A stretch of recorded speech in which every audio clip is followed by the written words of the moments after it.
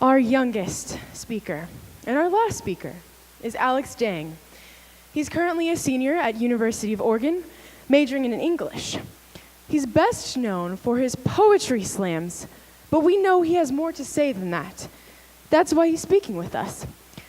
Oh, and maybe somewhere in there he'll perform a little slam. Welcome, Alex Dang.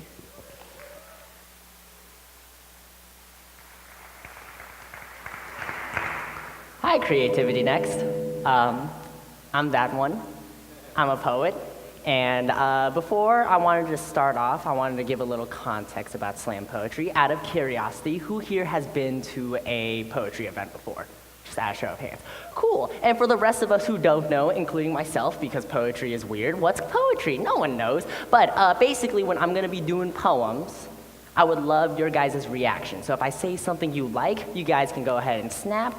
You can rub your hands together. You can even audibly tell me, like, go in, poet, or like, yeah, I felt that. So if I was and you can also let me know if I say something that you don't like. Then you can, like, jeer, or you can be like, hiss, or you can be like, boo, or you can just glare at me. So if I was like, for example, like, everyone gets $1 million. And then if I was like, our generation is probably the most selfish, entitled, and narcissistic of all the generations ever. All right, okay. Now, even if that last statement was true, so what? We are the millennials and the world can bow down to all the dope things that we do. This is #NoFilter. This is GPOY. This is Every Selfie Sunday, Transformation Tuesday, and Flash Forward Friday. We've been too busy to address. Are we selfish because we are too concerned with carving a spot for us in history? Too busy burning the candle at every end due to our insatiable blaze for more? This fire we cradle like Prometheus did, a gift for the rest of mankind. Funny how being selfish looks so much like survival. Looks like extracurriculars, part-time jobs, and college graduations planned like a perfect wedding. Look like the fish in the barrel shooting back. Look like loans that Atlas couldn't shoulder. Look like all-nighters because we cannot afford sleep. We are entitled. We expected a home to move into, instead got our house buckling in the floodwaters. We are beginning to repair every problem left behind for us, including the kitchen sink. We fixers of the previous tenants because the landlord doesn't do anything. Of course we feel entitled. Look at what the generation did before us. We still consider the fists of Mike Tyson knocking down giants. We feel the rattle Nirvana crooned in our Warm by Three's company's home. We learn from the best. Why settle when you can grow cities and monuments out of the old? You taught us that, told us to connect with the world, and now we do it faster at 120 megabits per second, the selfie-obsessed generation. What, like it's bad that we want to remember the rest of our lives? That deep inside this unrelenting precariousness of tomorrow, we still want to look back on today, on yesterday, and think, look at how far we have gotten. We are not narcissistic. We just like looking at ourselves and our friends and their everyday, because we've made every part of life extraordinary to capture. So yes, we are gonna Instagram that meal. And yeah, we're gonna live tweet this conversation. The White House does it. White House uses Twitter as a primary form of communication nowadays. We are all part of a dubstep choir. Remixes exist because there are some songs that are so good they need to be played again and again and again. Are their memories of studying so much different from ours? Caffeine has not changed. Is their late night diner meal so much better than late night Taco Bell? It's still a family dinner. Are you really gonna place a higher severity of your game of Monopoly over our game of Smash Bros. Melee? Let's be real, both destroys friendships. Nothing will be the same afterwards.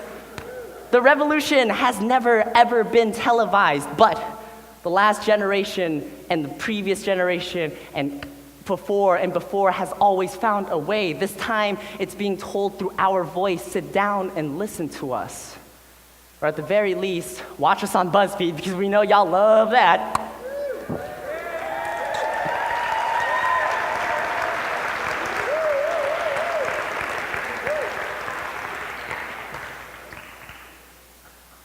I grew up here. I'm a son of Portland, Oregon. I was born 92nd and Foster, Lentz neighborhood, Felony Flats, what's up? I went to Lentz for preschool, then I went to Woodstock, Hosford, Cleveland High School, unfortunately, because we're in Wilson or whatever. But even if you believe in that rivalry. We're all PPS, we're all still just students, but I grew up here.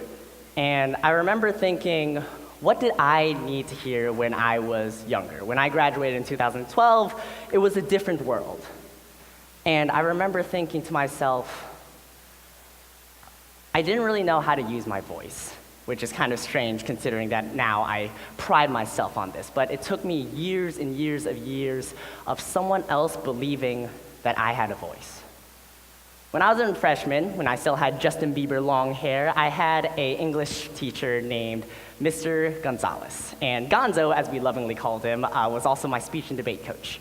And he always believed in my voice. He always told me, Alex, you gotta go out there and you gotta write your story. Alex, you gotta keep going out there, you gotta perform. You have something that needs to be said. Of course, I did not believe him because I was 16, I had braces, no one liked me. Every time I wrote a poem for a girl, they always laughed. And it was not tight. So, unfortunately, I didn't really have a lot of confidence in my voice. But what I realized is that I had a lot of confidence in Mr. Gonzalez. I understood him. I trusted him. I loved him. I mean, like, I still have dinner with the dude. I text him every now and then. Like, he was a very, and still is, a very close person in my life. And because I believed in him so much, I figured, well, then he must be kind of right about me, right? So then I started writing. And then I realized I have nothing to write about. And I said, Mr. Gonzalez, what am I supposed to write about? I'm not Pablo Neruda. I can't write about love. I'm not Stephanie Myers. I can't write about vampires. Like, what am I supposed to do? I'm not Kendrick Lamar. I cannot release the greatest hip-hop album of all time. What am I supposed to do? And he told me to write my story. He said, yes, nothing new is under the sun. But he never heard about my first date. He never heard about my parents. He never heard about my high school experience. And I learned right then and there that the world doesn't really care, at least poetry and art doesn't care about who you are. Poetry just wants to care. So when you go up on stage, when you present something that you really care about, we're already on your side and we want a reason to care with you. And when I started learning this and when I started putting pieces together, I realized it was all about listening to yourself and listening to others. Because right now, a lot of you guys are young folks. And right now, I understand that you are realizing how shitty the world is and you have no vocabulary for that. You are understanding and realizing that the world is unfair, but no one is listening to you about the fact that you understand this. And I really, really get how difficult that is. But that is the circumstance you are in. Circumstances cannot be reasoned with. You know who can be reasoned with? People. Figure out the people you love in your life. Understand that they also are not being listened to. They are not being heard. They are not being respected. Their context isn't being listened to, just like yours isn't. So when someone doesn't understand you, stop and try to understand them first. Be patient with them. Understand that they are probably going through the same thing you are. You have to listen to each other, and you have to remember that we are all kind of in this boat together, that we are all in this house together, that we are all living in this state together, that we have all chosen to be here today. Everything is all about choices, and your choice is always going to be a valid choice. But what do you want to make?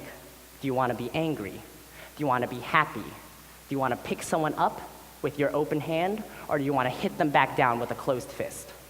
These are all your choices, and I'm not here to tell you what to do, but I am here to gently remind you to listen and to really, really try to talk to each other and listen to each other before you make any action. Because there have been many people who have come to me without understanding my story, my context, without respecting me. Just random people walking up to me and saying, "So, what kind of Asian are you?"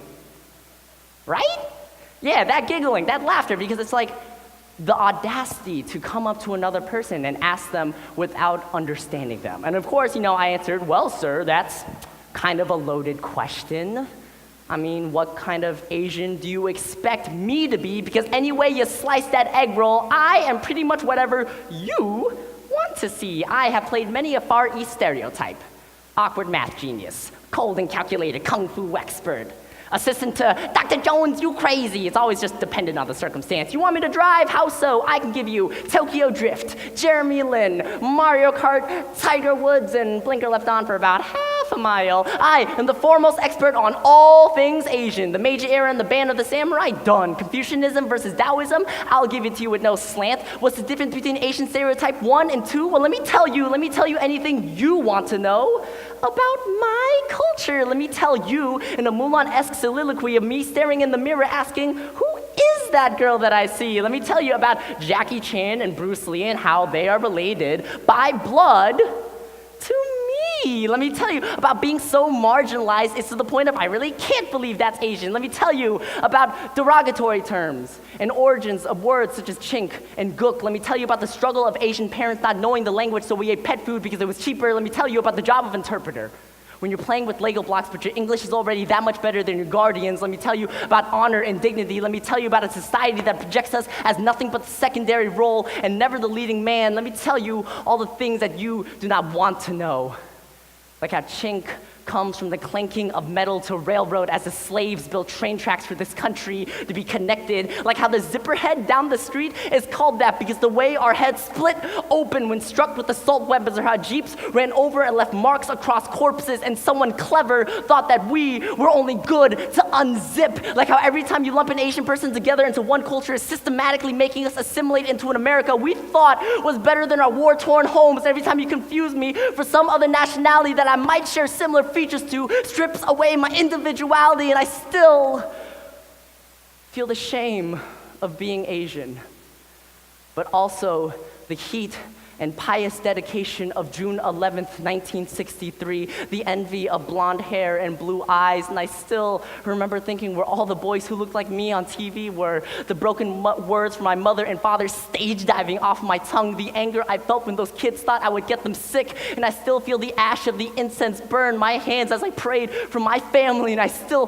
remember thinking my skin was what I was worth, and I still feel the ironwork of my bones grow stronger with every train of thought that passes by, and I still feel pride, and I still feel heritage, and I still feel Chinese, and I still feel Vietnamese, and I still feel American, and I still feel